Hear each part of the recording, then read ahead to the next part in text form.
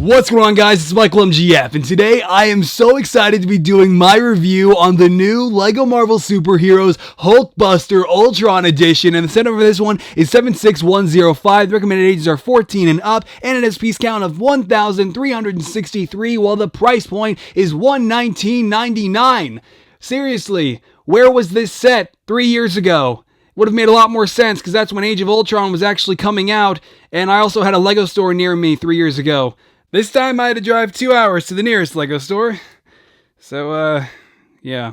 Let's get started. Okay, so the new Mark 43 is obviously just an update from the Mark 43 from a couple of years ago that we had for Age of Ultron. However, this of course has the design changes made necessary so that it would integrate itself kind of into the Hulkbuster, because the way it kind of works is the 43, when it was inside the Hulkbuster, the upper torso plating would kind of be removed, and I think the legs would kind of have to work themselves in. So like different portions of the actual suit would have to, again, integrate themselves into the rest of the Hulkbuster. And so that's pretty much what LEGO portrayed here by kind of removing, in a sense, the upper plating of the torso design, and so that's kind of what you see here, and it's pretty cool. I mean, very detailed and definitely a pretty awesome design change, and I absolutely love that. And the same could be said for the legs, which also do feature a very similar design change. You can kind of see it there as well, printed onto the like the middle of either leg, so that's pretty awesome. And the crease, not so seamless, but hey, it works. So there is that. And then also you might notice that even though we do have the Mark 43 helmet returning here yet again, we do have this little base for it, which I already kind of pulled away, but you can see it's pretty much just a 1x2 cheese slope with a black sticker saying Mark 43 on it with some blue bars for whatever reason. So hey, that's pretty cool. Now, the head is clear. That's it. So that's a thing. And here's the back. Now, before we move on to the actual Hulkbuster, we're going to start off with the base, because I just want to get all this stuff out of the way, and hey, I knew this is obviously what you'd want to see first, right? So anyway, info board folds out of the base, and it's definitely pretty awesome, man. As you can see, it has all kinds of details and specifications about the Hulkbuster, and you can pause and read through that if you think it's interesting. I think it's definitely pretty cool. And so that folds into the base, which I thought was really creative and definitely awesome, and how it becomes like part of the entire platform. Next, we do have this hot rod car, which is interesting, and I think this is the point where we all accept that scale has completely gone out the window for this set, because now we have a miniaturized version of the hot rod car seen in Tony's Malibu mansion, and then we have an actual minifigure which is not to scale with the car, and then a Hulkbuster which is twice the size of how it actually appears in the movie. So scale has completely gone out the window with this set, but that's okay. Now, moving the minifigure out of the way, along with the hot rod car, we got, oh man, a fire extinguisher. Check it out. It is definitely a fire extinguisher, and you can see it does have a sticker on it that says, "For use on repulsor fires only." So I don't know about you, but repulsor fires, that sounds pretty rough. So there is that. And then also the Veronica piece, and this is kind of the thing that hovers up in the sky while Tony is fighting Bruce in Age of Ultron, and then of course it distributes like new parts as the Hulk is damaging the suit, because of course the Hulkbuster is just meant to kind of hold off the Hulk. And so then like this drop pod hovering the fight kind of would, you know, distribute parts, and then of course it also sent out the jackhammer arm, which is included with this set in the movie. And so this is definitely pretty cool, and just a really nice piece. And these are all stickers, by the way, on all four of these panels, and it's really awesome. But I really do like the chrome pieces and everything, and the base that is included with it, that it's attached to, so it's not just kind of flopping around everywhere, and you can actually display this as well. So that is really, really cool. Now, the platform here is definitely pretty awesome as well. You can see it is a platform, and it can be adjusted. It can rotate a full 360, and you can see that the actual platform is it does feature a couple screens, and these screens do say the Mark 4. They're just basically blueprints for both the Mark 44, the Hulkbuster itself, and then the actual Veronica drop pod. So that's definitely pretty awesome. I should really stop calling it a drop pod. It never actually drops. It just kind of hovers, a hover pod. I don't know. What would you call it? I forget. Anyway, yeah, so two screens, transparent blue panels, and those are both stickers as well. And I mean, the box kind of displays it as having the car, or like the actual Veronica pod on this platform. Personally, I think it would be cooler to kind of have like Tony on there, so he can kind of, you know, I don't know, sort of like, I mean, work on the Hulkbuster from this platform. I don't know. I just think it's a cool idea. Anyway, so as you can see, we do have these mechanical arms, and these mechanical arms are definitely pretty cool as well. They do have a couple of ball joints on the bottom and on the top for articulation, so they're very posable, and they're really great for kind of making it look like you're working on the Hulkbuster and kind of running repairs or doing whatever. And of course, these are very reminiscent to the ones seen in Tony's mansion or in the Avengers Tower, so that is definitely pretty awesome, man. Now, as you can see, we do have a couple slots. I shouldn't say a couple. It's 4 slots on both sides of the base for all these interchangeable accessories. So of course, these all have axles at the bottom bottom end of each end, so you can just connect these to any one of the 4 slots on both sides of this base, and you can see exactly that if we just spin it around and go over to the other side here again, 4 more slots. And then for the more, this mechanical arm is pretty much the exact same as the one on the other side that I just showed you. However, you might notice that there is a massive secondary Hulkbuster arm attached to it. And what this is basically just a spare Hulkbuster arm. It's actually, kind of the standard Hulkbuster arm, and I actually have the jackhammer arm on it right now. However, you can see that this one is just currently the one I have attached to the mechanical arm, and the point is to basically, you can take it off of this mechanical arm and then attach it to the Hulkbuster itself. So if it would actually come off without this entire panel, okay, this is working out great. You can see that it is pretty interesting. It's got articulated fingers, so LEGO's all about those articulated fingers with the Hulkbuster sets, which I do appreciate because it definitely allows for some really great, posability in terms of repulsor blasts and things like that. This is actually a glow-in-the-dark piece, by the way. There are several glow-in-the-dark pieces, which I will cover in just a minute as soon as I attach the actual mechanical arm to the Hulkbuster itself. But, yeah, that is pretty much it. Mechanical arms, platform, all interchangeable. Pretty awesome base. Here's the bottom of it if you care. And what's really awesome about this base, along with the Hulkbuster itself, which you'll see in a little bit, is you might have noticed the tires that LEGO used on the bottom. And they did actually do this on the feet of the Hulkbuster as well, which I'll show you in just a second. And it really helps for traction, which I think is definitely pretty awesome. So, yeah. Okay, here we go with the Hulkbuster itself, the UCS set we never thought we would get. Where to start with this thing? My God, I'll just start with a quick 360 because, of course, as you can tell, it is incredibly detailed. LEGO has made their best use out of every slope, every greeble, every droid torso, every droid arm, every telephone piece, every gold plate, every gold brick, every gold cheese slope.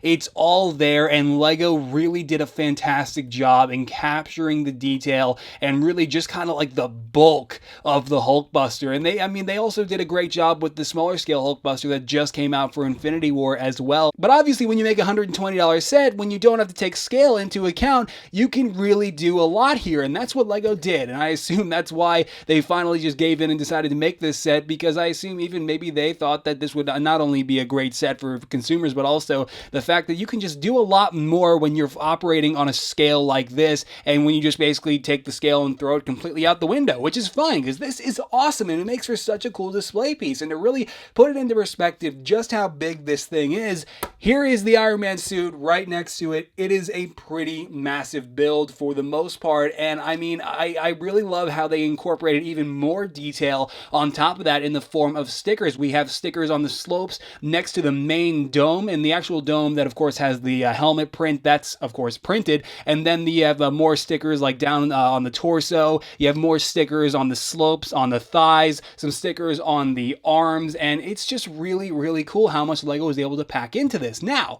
in terms of features and functionality, of course, the actual dome, the helmet portion can fold up by use of some basic clamps and droid arms, and inside we have a pretty decent cockpit. You have some trans blue pieces in there, some clips and other things, and you also, of course, have more than enough room for Tony to be seated inside, so taking him and putting him in a seated position, you can basically just slide him in there. There is that, and of course, that does fold in, so the cockpit area is incredibly awesome and incredibly spacious. I think it would have been cooler if Tony was actually standing up like he does in the actual movie, and that's kind of how the Hulkbuster is. Tony isn't in a seated position inside the Iron Man suit that is inside the Hulkbuster, but still really cool regardless. Now, in terms of articulation and proportion, there is one problem that a lot of people have with the Hulkbuster, and that is the fact that the proportions are a little off in the torso area, and I agree, it's not perfect.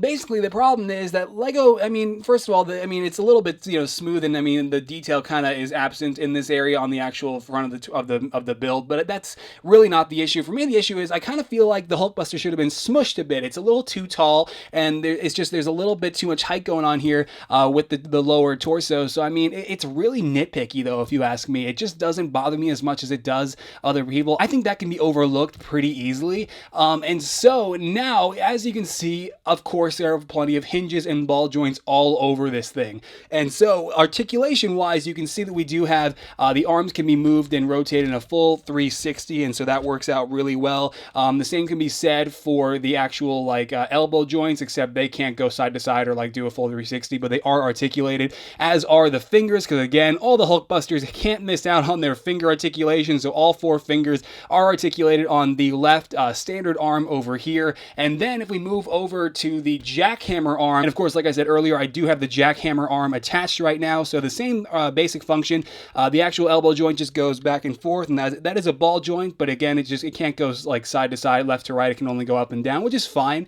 And then you do have the articulated fingers over here as well. And of course, for whatever reason, you might have noticed that we have this white rubber band, and I mean, I don't really understand the functionality here. I mean, the only purpose is that it just kind of seems to adjust the fingers a little bit. But other than that, I really couldn't seem to figure out the purpose of why a rubber band was necessary for this jackhammer attachment.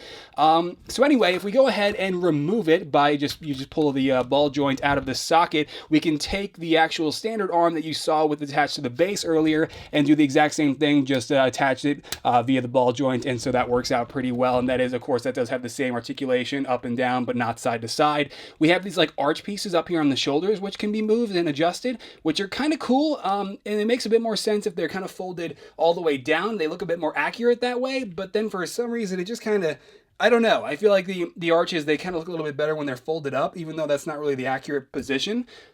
So even though that's not really the accurate position, and if you want to get really nitpicky, I think that these axles right here, they're kind of obviously blue. I think those should have been light gray. They just kind of, they bother me. Is that just me? Probably. I'm really nitpicking now. Anyway, so the legs are where I think the articulation is lackluster, because I mean, having the elbows just go back and forth and not side to side is fine. It's just when that's the same case for the legs and the actual like thigh articulation, it gets a little bit disappointing, because unfortunately, the legs cannot go back and forth. They are locked in this position. They do not go back and forth. They only go side to side, which I think is kind of disappointing, because I was definitely expecting a bit more in terms of articulation with the legs, you know, to allow for a bit more posability, but it's not the end of the world. It's just, it becomes kind of problematic because it's so fixed in this position, and you would think operating on this scale we would have had fully articulated legs. However, we also don't even have knee articulation. The knees don't move, and I'm dead serious. Like, it's just an axle. Like, these are just attached. They just lock into place,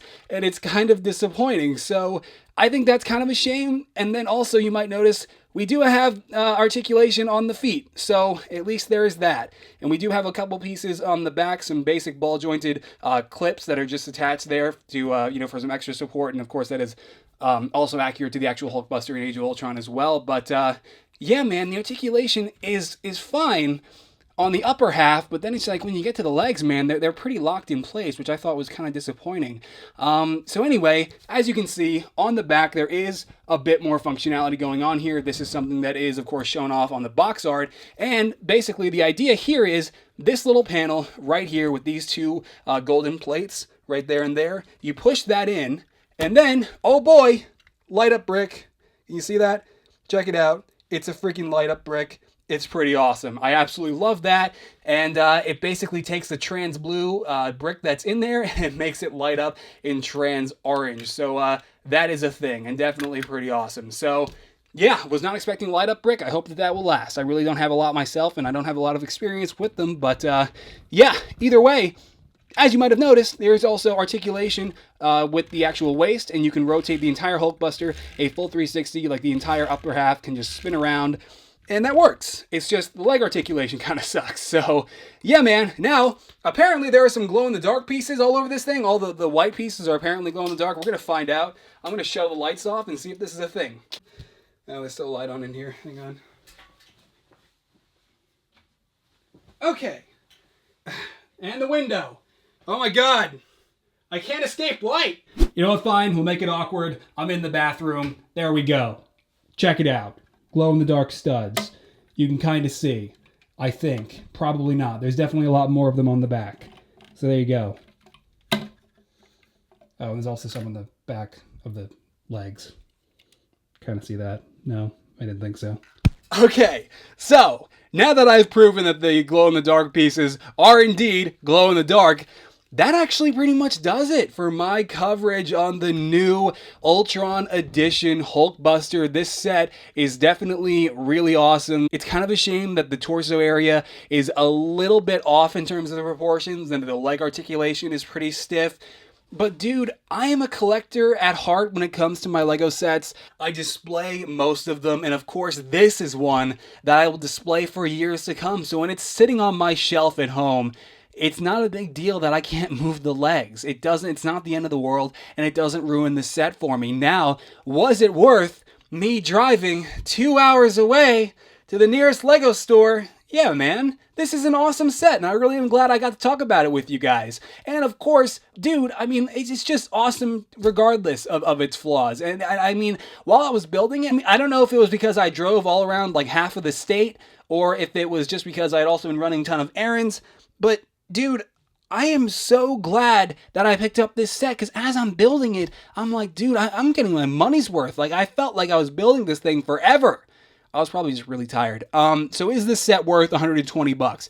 Absolutely. If you're a collector, if you like to display really cool pieces like this, absolutely pick it up. If you more so want something to scale and something a little bit closer to the actual scale of a Hulk Big Fig, not included, then this is not the set for you. But if you want a really cool, detailed display piece with some pretty decent functionality, then absolutely $120 I think is a fair price. And so, on that note, thank you for sticking around for the whole thing. We're going to take a look at the box and the instruction manual, and we'll wrap up this video. Actually, hang on, I almost forgot the family photo. Dude, the Age of Ultron Hulkbuster, along with the Infinity War Hulkbuster, which also just came out a couple days ago with the UCS Hulkbuster, or the Ultron Edition Hulkbuster, whatever. And then, I'm going to one-up everybody. I've even got the Disney Infinity Hulkbuster sealed in package. It was like a $3 stocking stuffer from Walmart over Christmas. I don't know, man. Ask my mom. Well, the box definitely does not fit in frame, and you can definitely see the boundaries of how much shooting space I have. But either way, the box is definitely pretty cool. It's got a pretty sweet graphic of the Hulkbuster inside of some kind of workshop. I mean, I personally haven't seen it before, but I love all the blue lights and just the overall blue theme of it.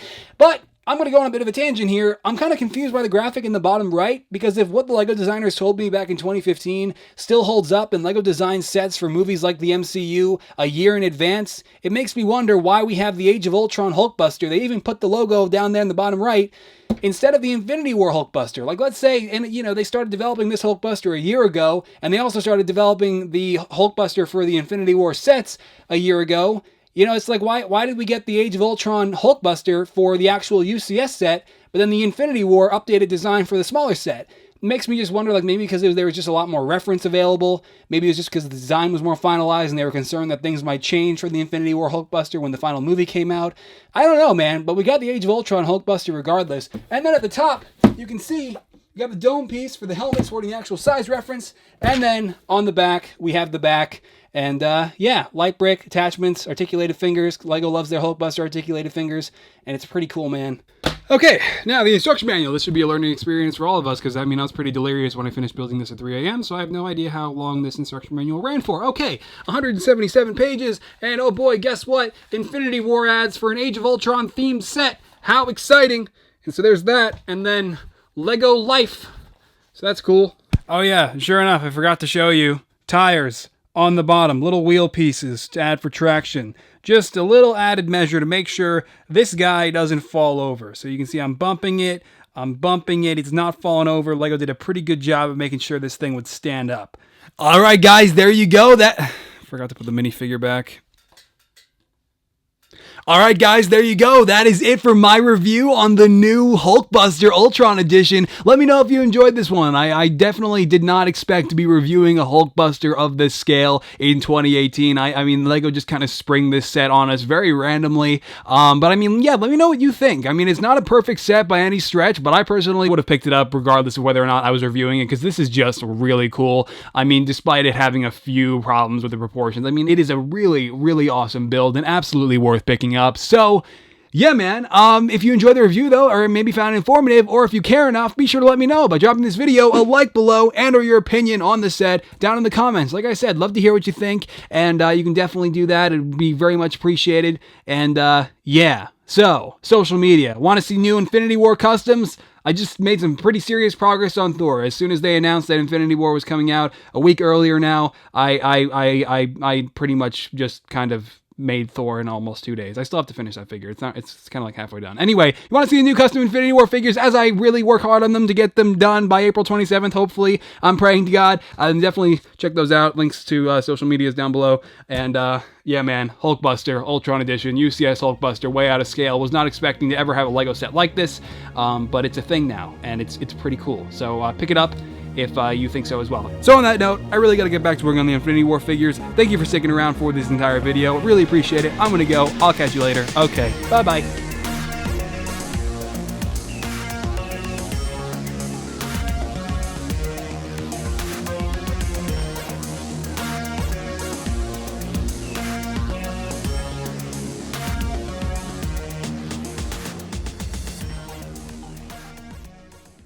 UCS Hulkbuster, this light is collapsing! Yeah, then the actual, man, God, where to start? You have all this crap. Ultron Edition, and the set number for this one is 76105. The recommended ages are 6 through 14. That's not accurate. Okay. Whoa, whoa, whoa, blah, blah, blah, blah.